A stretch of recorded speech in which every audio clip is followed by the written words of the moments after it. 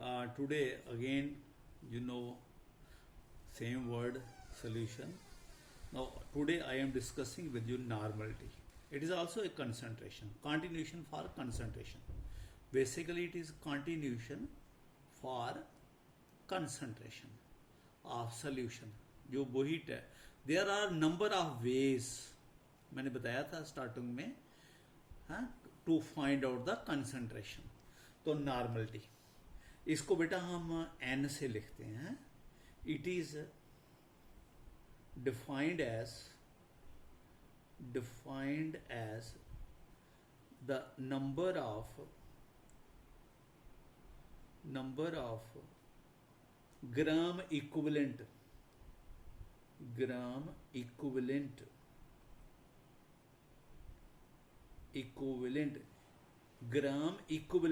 EQUIVALT gram equivalent of a solute dissolved per liter of solution.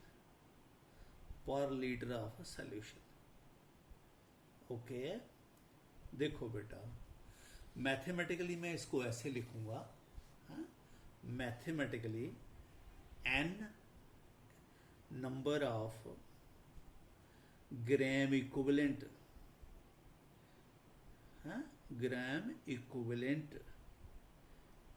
Gram EQUIVALT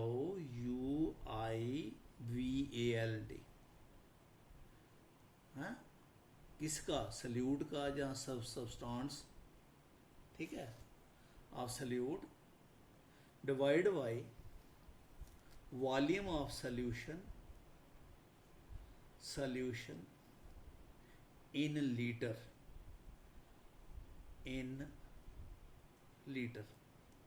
तो इसको हम बेटे further ऐसे लिखते हैं, this is equal to number of gram equivalent given mass of a solute, substance भी लिख सकते हो, डिवाइडेड बाय इक्विवेलेंट वेट. जहां इक्विवेलेंट वेट है, पीछे आपने मोलर मास लिया था, divide by equivalent wait. 11th में बताया था इक्विवेलेंट वेट निकालना आपको. Equivalent weight divided by volume of solution. पता नहीं ना आपका वॉल्यूम कितना है, 100 है, 20 है, 10 है, डिवाइड बाय 1000. लीटर में आ गया बेटा, लीटर में चेंज हो गया. तो दिस इज, ये suppose gram equivalent of B है, equivalent weight this is equal to B upon equivalent weight, E लिख लो, equivalent weight into 1000 divide by volume of the solution. तो this give you the normality. Okay बेटा, देखो अब मैं आपको equivalent weight बताने लगा हूं. जो इक्विवेलेंट वेट होता है ना बेटा, इक्विवेलेंट वेट जो है, that is equal to molar mass of solute. लिख रहे हो सल्यूट लिख लो, सब्सटेंस लिख रहे हो सब्सटेंस लिख लो, molar mass of solute divided by Z. देखो जेड क्या है, व्हाट इज जेड? ये जो जेड होता है ना, Z is acid, number of acidity in case of acid, in case of base. उल्टा लिखते हैं बेटा, base. For example sodium hydroxide है, तो ये एक OH प्रोड्यूस करता है, तो हम कहते हैं इसकी एसिडिटी 1 है. कैल्शियम हाइड्रोक्साइड है, NaOH का अगर सोल्यूशन बना दो, Z की जगह 1 आना. मेरी बात समझ गए? तो अगर कैल्शियम हाइड्रोक्साइड है तो इसके 2 OH हैं, तो Z की वैल्यू 2 आएगी. ठीक है, that is acidity, basicity in case of acid, अगर आपका एसिड है तो उसके उल्टा लिखते हैं। HCl जो है एक H प्रोड्यूस कर सकता है, तो Z की वैल्यू कितनी है 1। सल्फ्यूरिक एसिड जो है जहां Z की वैल्यू 2 है, क्यों कि ये इस 2 H प्रोड्यूस कर सकता है etcetera. Z is equal to number of valency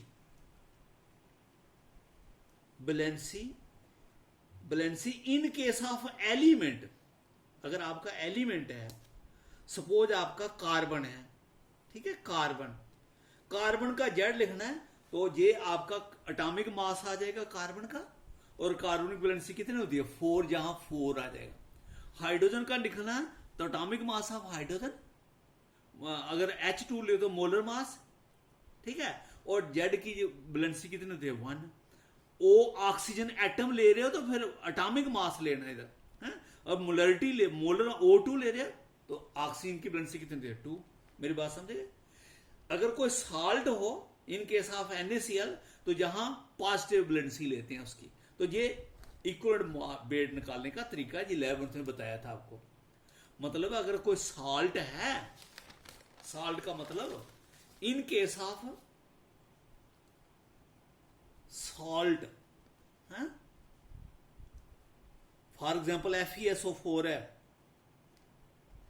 तो जहां आयरन की वैलेंसी कितनी है +2, तो Z is taken as a 2।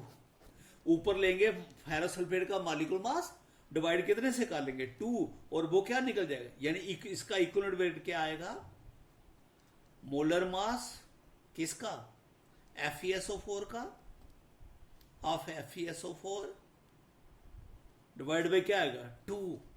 भाई ध्यान से सुनना, फिर बताता हूं अगर किसी ने 11th में नहीं पढ़ा, वैसे 11th में पढ़ाया। इक्विवेलेंट मास जब निकालना हो, इक्विवेलेंट वेट निकालना हो, ये तो सेम बात है ना, equivalent molar mass divide by Z जो है ये एसिड के केस में हम बेस के केस में एसिड लिखते हैं। अगर एक OH है तो डिवाइड बाई 1, 2 OH है divide by, in case of acid एक H प्रोड्यूस करता है divide by 1, sulphuric acid 2 produce करता है, ऊपर मॉलिक्यूलर मास किसका सल्फ्यूरिक एसिड है डिवाइड बाई 2 है।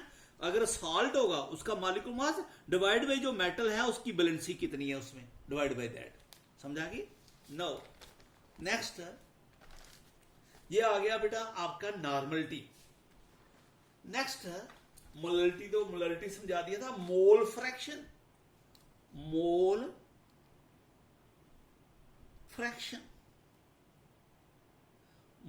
फ्रैक्शन ये भी 11th में पढ़ाया हुआ है। इसको ऐसे हम काई ऐसे लिखते हैं, mole fraction. It is the ratio of number of moles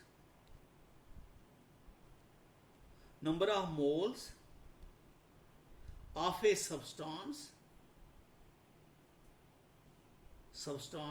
divided by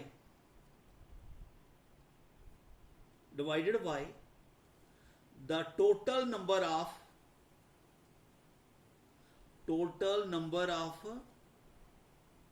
moles in a solution। समझाता हूं बेटा, कोशिश करना है। देखो अगर सपोज हमारे पास 2 कंपोनेंट है, let N1 and N2 are the number of, 3 भी हो सकते हैं, फिर 3 ले लेंगे, N1 N2 3 ले लेंगे, are the number of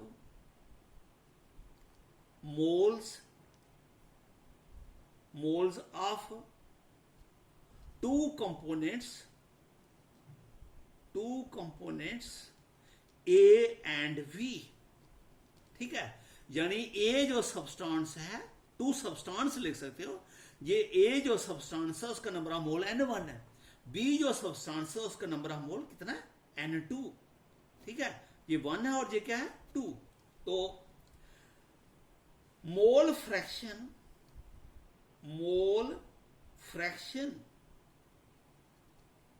of ए, इसको लिखते हैं ऐसे x करके, ऐसे लिखते हैं XA।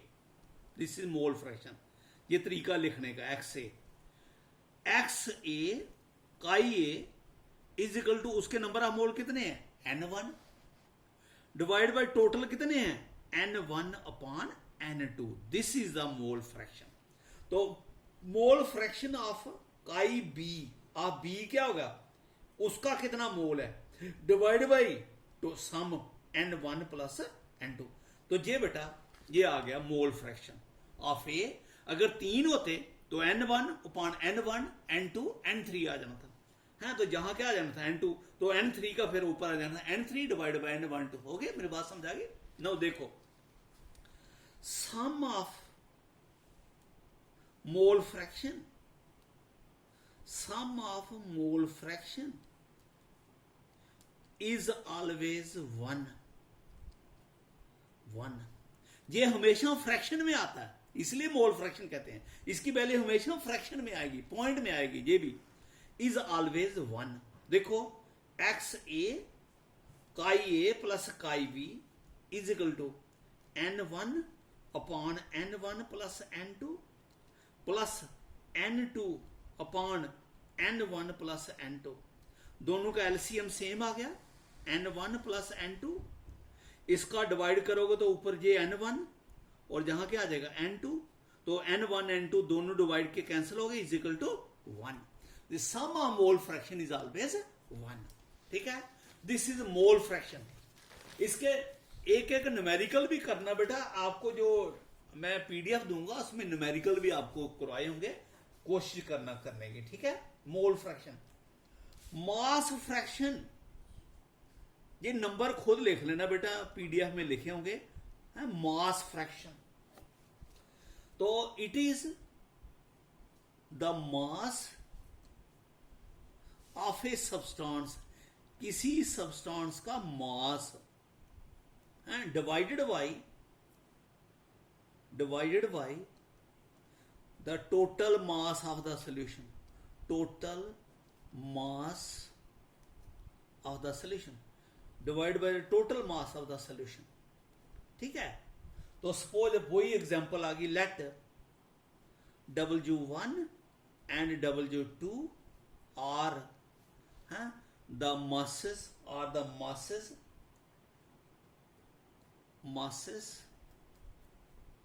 of substance A and V. तो mass fraction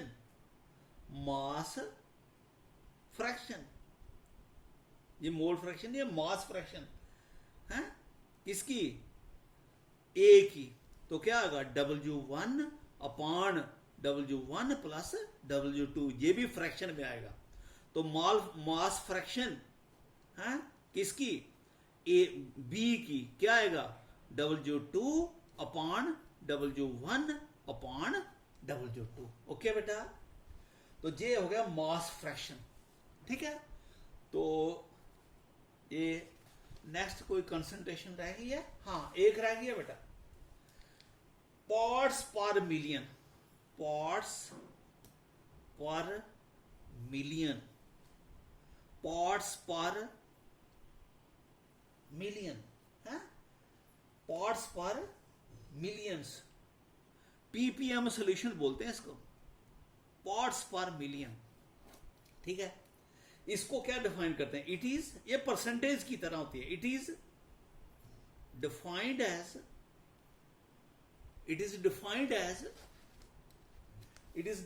as the mass of a salute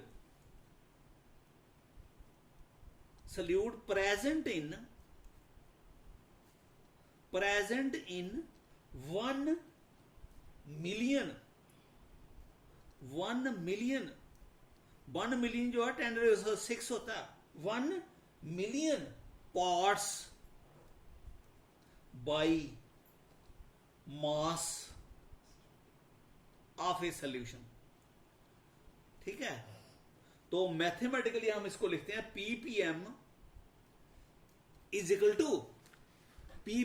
equal to mass of solute. वो सल्यूट का कितना मास है जो उसका निकालना हमने PPM divide by the mass of solution, mass of solution, mass of solution multiply by 100 लिखते हैं ना परसेंटेज के लिए, तो जहां 10⁻⁶ मिलता है, इससे बोलता है पीपीएम। ये बेटा ये वहां यूज करते हैं जैसे वहां जहां कंसंट्रेशन बहुत कम होती है, जैसे एयर में ओजोन की परसेंटेज निकालनी है आपने, तो ओजोन एयर में बहुत कम होता है, तो उसको निकालने के लिए पीपीएम यूज करते हैं, स्मॉल कंसंट्रेशन नोट करने के लिए। मास of A solute divide by the mass of solution, mass of जितना मिला है कौन, ओजोन, और कितने मास आपने एयर का लिया मल्टीप्लाई बाय 10⁶, इसको बोलते हैं पीपीएम। ओके बेटा, this is all regarding the concentration of solution. Okay.